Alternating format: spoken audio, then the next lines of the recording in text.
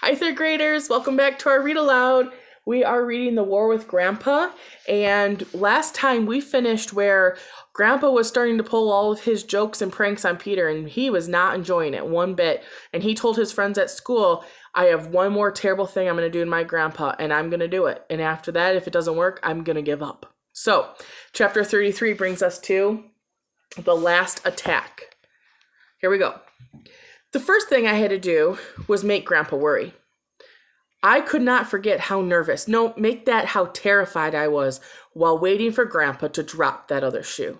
Now, I'd have to give him back some of his own medicine. I kept saying things like to him, "How are you, Grandpa?" And he'd say, "Oh, fine." And then I said, "Just wait."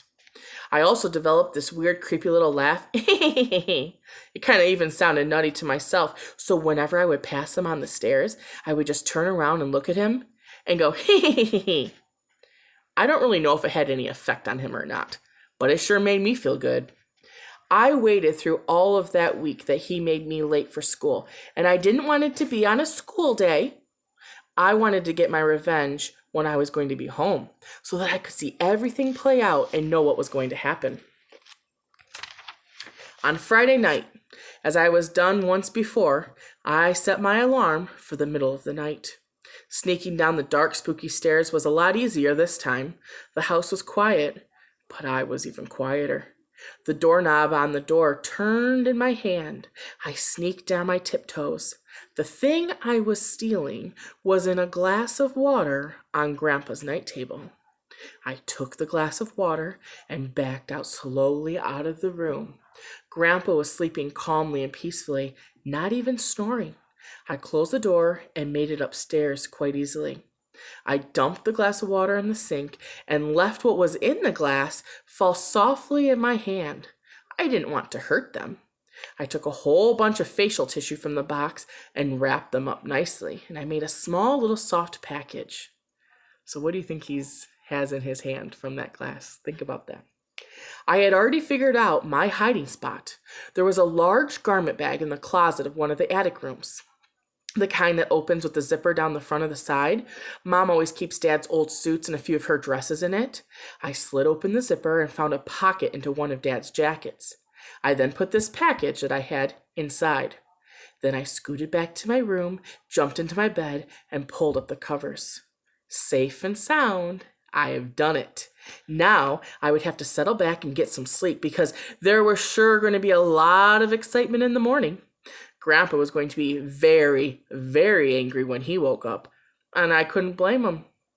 It was a pretty disgusting trick to steal somebody's false teeth. Oh my. Chapter 34, War's End. I couldn't believe I had slept peacefully through the rest of the night, but there was the time on my clock radio, 8:30 in the morning. I laid back in my bed and tried to listen to the house. There was steering from someplace downstairs. Mom was probably up by now. Saturday was her supermarket day. She usually took Dad along to help her, and Jenny and me if we wanted to go. She was in the kitchen now. I heard the sound of the pot cabinet underneath the stove slamming shut. She was probably beginning to prepare our Saturday morning breakfast of French toast or pancakes. I heard the water running in my parents' room on the second floor. That meant my dad was washing up. Then I heard what I was listening for, those uneven footstep sounds on the stairs.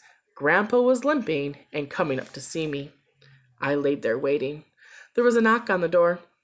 "Come on in, Grandpa," I called out. The door opened and Grandpa was there, and he had one hand covering his mouth, but his eyes looked awfully angry. He came into my room sideways with his face turned towards the window and away from me. "My thief are missing," he said. I just stared at him. "What?" "My thief," he said. "You off my thief, don't you?" I got up out of my bed, and as I did that, Grandpa turned his back to me. "Don't look at me," he said. It sounded like he was talking pig Latin or some kind of weird language. "I don't understand you," I said. "My thief," shouted Grandpa. "Give me back my thief." Suddenly, the dawn came up in my brain. That's the way Grandpa spoke without his teeth. amazing and weird. Oh, are you asking me to give your teeth back? I said. Grandpa nodded his head, and his hand was still covering his mouth. Well, I said, you have to give me something back first. Come on my teeth. I need my teeth. I translated that in my head. You need your teeth, right? Everybody needs teeth, but we're fighting a war here. Remember, Grandpa? Oh, fever, he said. Don't be that way, please. Nope, I said. War is war. Surrender right now, or give me back my room, and I will give you back your teeth. Grandpa now turned his face towards me. There was such a sad look in his eyes. It almost made me want to cry. Without his teeth, his mouth looked all pushed in and wrinkled. And he looked so old and helpless. Just seeing him standing there like that, a person that I love as much as anyone in the whole wide world, I felt as low as a worm's belly button. I can't really explain what happened next. All I can do is just tell you what I did. I ran down the hallway to the closet where I'd hidden his teeth, and then I came back in a minute and handed them over, still wrapped very neatly in the paper tissues. Grandpa took them and went into the bathroom, and he closed the door behind him, and I heard the water running in the sink. Then he came out with his teeth back in his mouth, and he looked like my grandpa again. We stared at each other, not saying anything. I turned away from him and I looked out the window, and across the street, Mr. Tabb was mowing his lawn. The war is over, I said.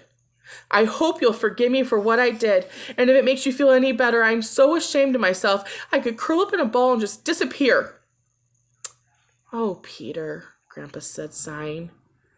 Maybe this is how war gets started and just goes on, I said.